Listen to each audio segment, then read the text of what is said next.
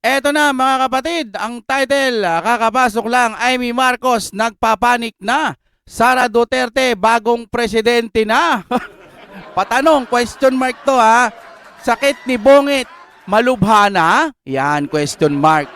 Pero sabi ko nga doon sa nabasa ko sa ChatGPT, sabihin na natin, hindi naman perpekto si ChatGPT. Pero nag-search ako doon, ano daw critical daw ho yung mga ganong sitwasyon kapag hindi agad na operahan.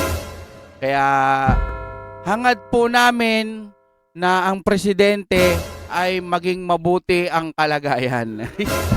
Di ba? O, mas maging positive lang ho tayo dyan. Positive eh. Di ba? Para po malaman ho natin ang nangyayari sa ating mahal na Pangulo. Nandito ang ating Pinas News Insider at si Coach Oli.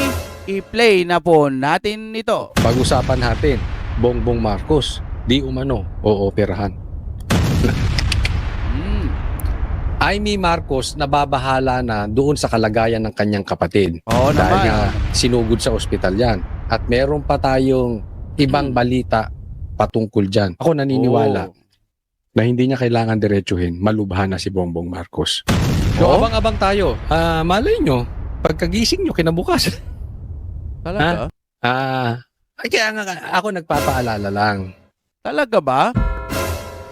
Malubha ba talaga? Okay, para ho magkaalaman ulit tayo dito.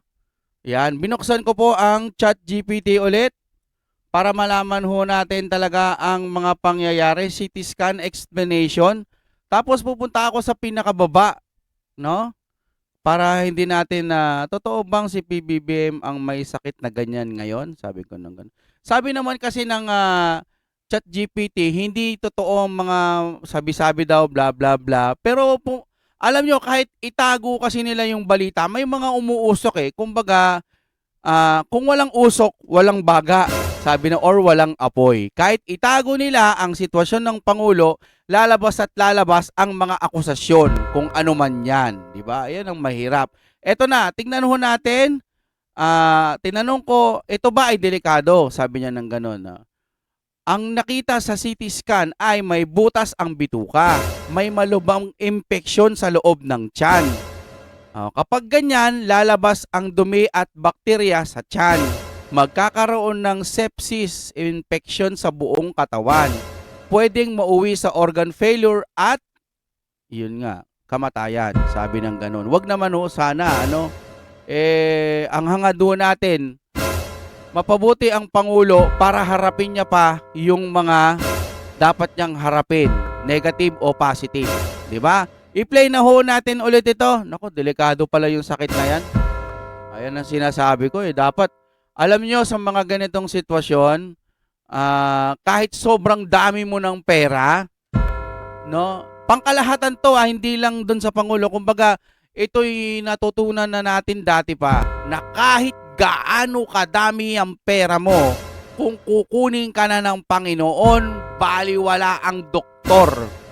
Baliwala ang lahat ng yan kung hindi na kaya ng katawan mo. Kaya habang nabubuhay ka pa, huwag mong sambahin ang pera. Huwag mong ibase ang buhay mo sa pera. Magpakabuti ka. Hindi basihan ang biyaya kapag marami kang pera. Minsan kapag marami ka pang pera, yun pa ang ikakapahamak mo. Minsan kahit may kumaluskus lang ng konti, matataranta ka na baka magnanakaw Walang kapayapaan ng puso mo. Pero kapag ikaw, ay magandang umaga muna sa lahat. O tanghali anong oras nyo man mapanood. Palike ako ng video, pero kapag ikaw, walang iniisip na utang, kahit tuyo lang ang ulam mo, kahit bagoong, kamote, itlog, o yung average lang, basta tahimik ang kaisipan mo, wala kang iniisip na stress, yun ang biyaya. Diba? Lalo na kapag ikaw, walang masamang nararamdaman sa katawan, biyaya ng Diyos yan. Gumising ka sa umaga, wala kang nararamdaman na sakit, healthy ka, biyaya ng Panginoon yan. Kahit mahirap ka lang, ikaw nanonood ka, tandaan mo, huwag mong isipin na kapag may pera, may biyaya. Kasi kung sino pa yung maraming pera, yun pa yung halos hindi na makatulog dahil sa mga problema nilang hinaharap ngayon, lalo na kapag galing sa nakaw, di ba? Kaya i-like mo na yung video. Tuloy-tuloy na natin mga kapatid. Lagi nyo tatandaan yan, ang biyaya hindi lamang sa pera. Kapag ikaw, wala kang iniisip na payapa, sobrang payapa ang kaisipan mo habang kumakain ka. May mga anak kang mababait, may asawa kang mabuti. Wala ka nang hahanapin pa kundi magpasalamat sa Diyos, di ba? Mas mahalaga yon kaysa magnanakaw ka ng pera. Sobra bilyon-bilyon tas hindi ka naman mapakali. No? Halos multuhin ka na ng mga maraming issue. Pangkalahatan ang sinasabi ko. I-play na natin ito, dire-diretso na. Sarah, uwi ka na. Lalo nga itong February, huwag ka mag-aalis. Pakadelikado nitong papasok na February. Maraming magaganap. We need you here, BP Sara. Kung ano man mangyayari. Maraming salamat po sa mga sumusubaybay sa inyo. Huwag pong kakalimutan na i-like po itong video na ito. Paki-check nyo, baka hindi pa kayo nakakapag-like. At kung umabot kayo dito sa huli, maraming salamat at pinapanood nyo ang aking mga vlog simula't-simula hanggang sa matapos. Nga ang sinasabi ko. Ayun, nagkasakit na nga si Bongbong, pambihira talaga. Wala kasing nag-aalaga sa kanya. Sino ba dyan sa nakapaligid sa palasyo, sa dinami-dami ninyo, ang talagang nagmamahal sa kapatid ko? Yan. Yun. Ito, ma-share ko lang. Ito, kasi lahat naman tayo may mga kapatid. Medyo nakaka-relate ako kay Amy Marcos. Bagamat wala naman akong kapatid na adik. Pero minsan, di ba, dumarating sa punto sa atin, siguro hindi lang ako, pati kayo nakaka-relate, na, teka muna, parang puro kayo pakinabang dun sa kapatid ko. Parang ganun, di ba? Sino bang nag-aalaga?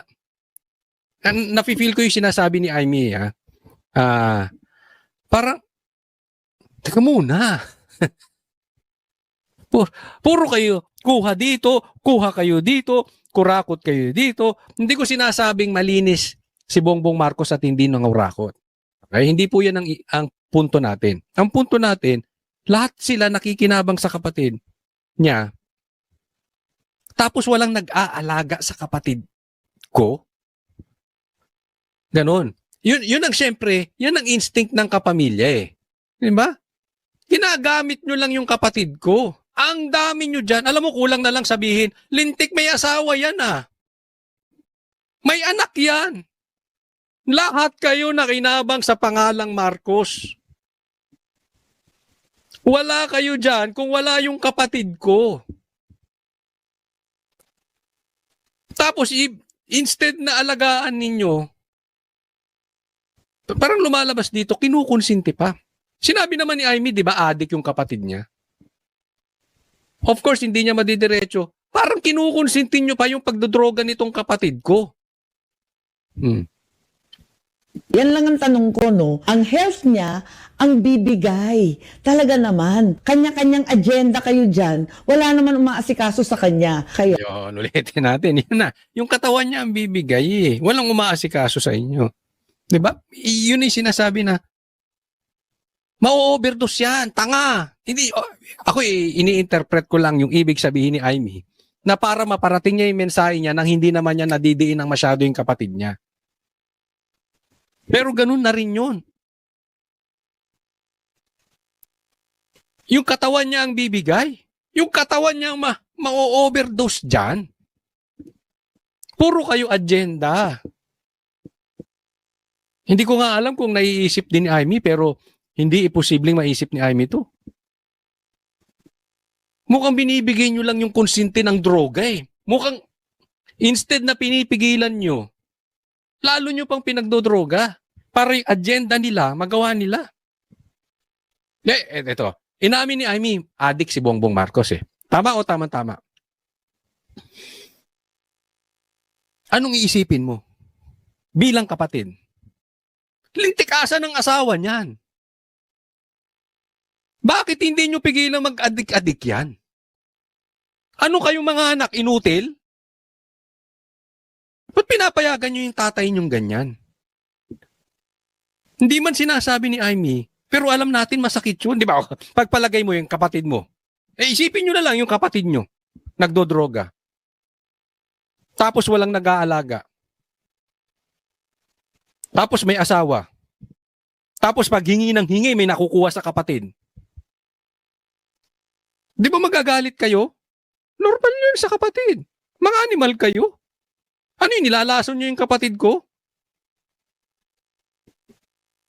Hindi po natin pinagbibintangan ha, etong sila Lisa. Pero syempre, pinapakita natin na yung ganyan yung puso ng kapatid. Kung ako sa kanya, pangalagaan muna niya ang sarili niya. Magpalakas siya. Ayan. Talikuran na niya. Lahat ng nakapaligid dyan sa palasyo, panggulo lang yan. Wala sa kanila ang talagang nagmamahal sa kanya. At Alam mo, in the end, no? Pag lahat ng yan, pag nagkagipitan naman, pamilya mo pa rin ang nasa iyo eh.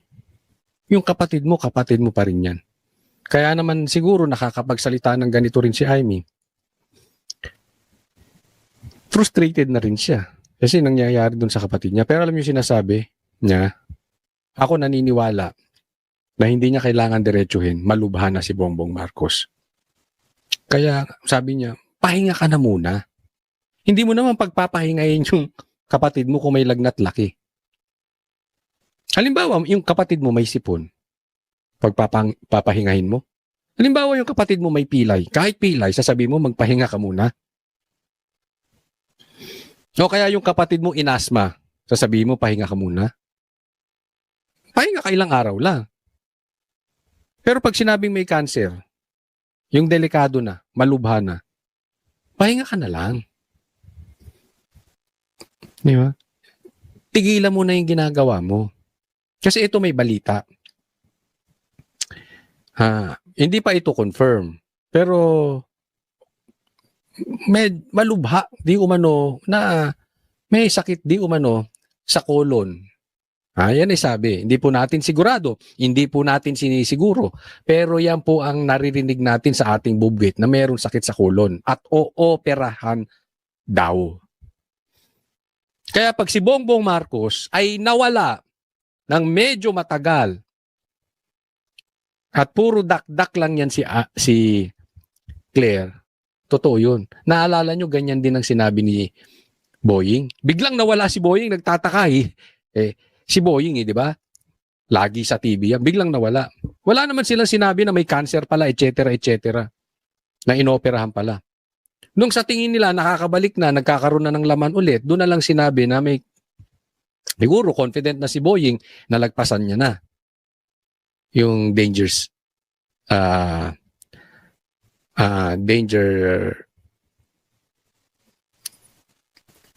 Kaya nagsalita. Pero posible ganito rin kay Bongbong Marcos. Kaya lang, alam mo, yung meron kang sakit sa colon, delikado po yan.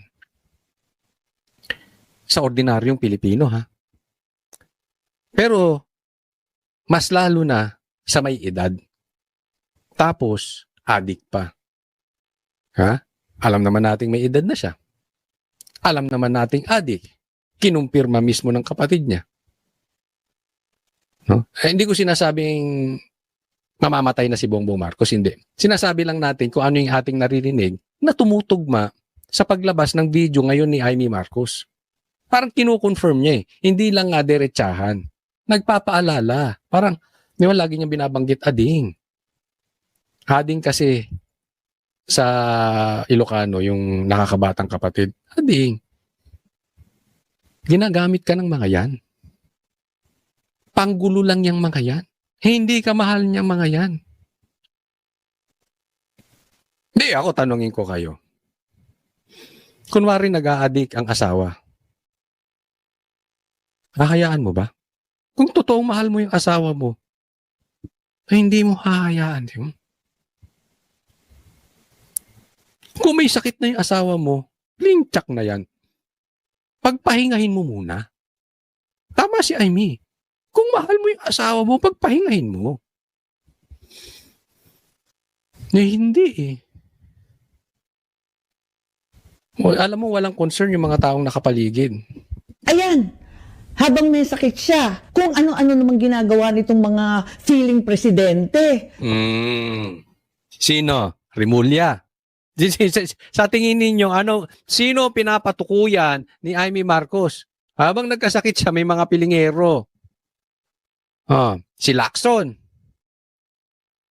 Si Romualdez. Sino yung feeling presidente? Rimulya? Sige nga, sige. Ilagay nyo dyan sa comment section. Sino tingin ninyo ang pinapatukuyan ni Amy Marcos? Naku!